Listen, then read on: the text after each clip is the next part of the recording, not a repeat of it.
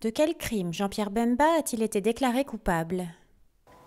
Le 21 mars 2016, la Chambre de première instance 3 a déclaré M. Jean-Pierre Bemba coupable, au-delà de tout doute raisonnable, de 2 chefs de crimes contre l'humanité, meurtre et viol, et de 3 chefs de crimes de guerre, meurtre, viol et pillage. Ces crimes ont été commis en République centrafricaine du 26 octobre 2002, ouvert cette date, jusqu'au 15 mars 2003, par un contingent du Mouvement de libération du Congo.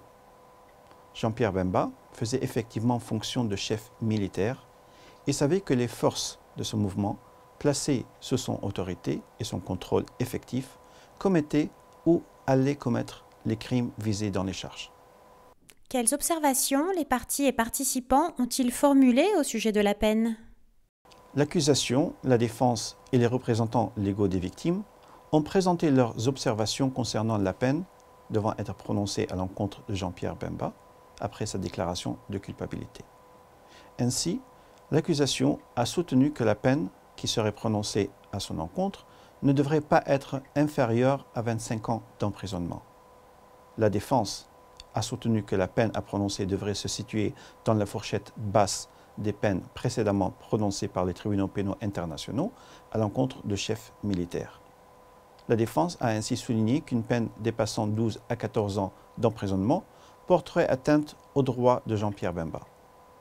Et finalement, les représentants légaux des victimes ont soutenu que Jean-Pierre Bemba méritait une peine dépassant la peine à temps maximal. Quelle peine la Chambre de première instance a-t-elle prononcée?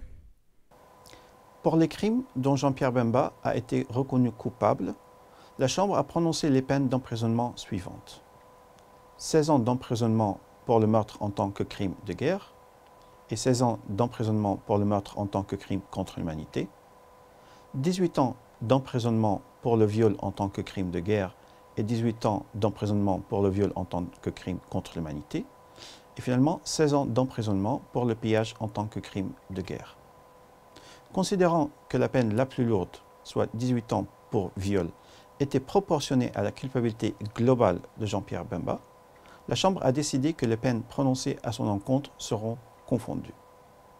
La totalité du temps que l'accusé a passé en détention sur ordonnance de la CPI depuis le 24 mai 2008 sera déduite de la peine à purger. Quels critères la Chambre de première instance a-t-elle pris en compte? Pour fixer la peine à appliquer, la Chambre a tenu compte de plusieurs éléments. D'abord, la gravité des crimes, puis la gravité du comportement coupable de M. Bemba et la situation personnelle de Jean-Pierre Bemba. Elle a pris en compte l'ensemble des preuves et les conclusions pertinentes présentées pendant le procès, tous les facteurs pertinents relatifs à ces conclusions sur une peine proportionnée, ainsi que les circonstances aggravantes et atténuantes.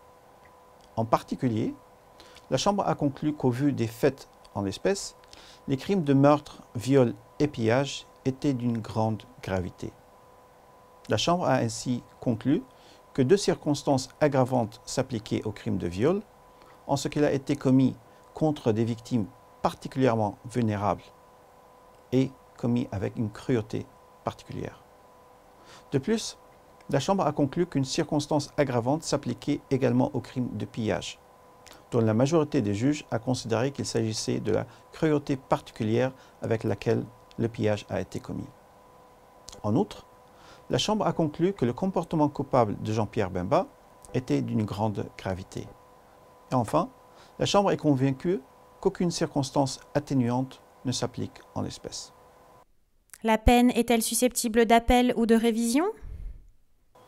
Conformément à l'article 81 du statut, le procureur ou le condamné peut interjeter appel de la peine prononcée au motif d'une disproportion entre la peine et le crime. De plus, au terme de l'article 110 du statut, lorsque la personne a purgé les 2/3 de sa peine, la Cour réexamine la peine pour déterminer s'il y a lieu de la réduire. Où Jean-Pierre Bemba purgera-t-il sa peine? Lorsque la décision relative à la peine deviendrait finale, Jean-Pierre Bemba ne restera pas au quartier pénitentiaire de la CPI. En vertu du statut et du règlement de preuve et de procédure, la présidence de la Cour pénale internationale, après avoir entendu le condamné, désignera un État chargé de l'exécution de la peine. Cet État serait sur la liste des États qui ont fait savoir à la Cour qu'ils étaient disposés à recevoir le condamné et qui auraient conclu avec la Cour un accord à cet effet. À quel moment une décision sur les réparations sera-t-elle rendue? La question des réparations en faveur des victimes est visée à l'article 75 du Statut de Rome et elle sera examinée dans le futur en temps utile. Si Jean-Pierre Bemba est déclaré coupable dans le cadre de l'affaire engagée sur la base de l'article 70, les deux peines seront-elles finalement confondues? C'est à la Chambre de première instance 7 qu'il reviendra de décider de l'incidence, le cas échéant, de la peine prononcée en l'espèce sur la procédure engagée sur la base de l'article 70 du Statut de Rome.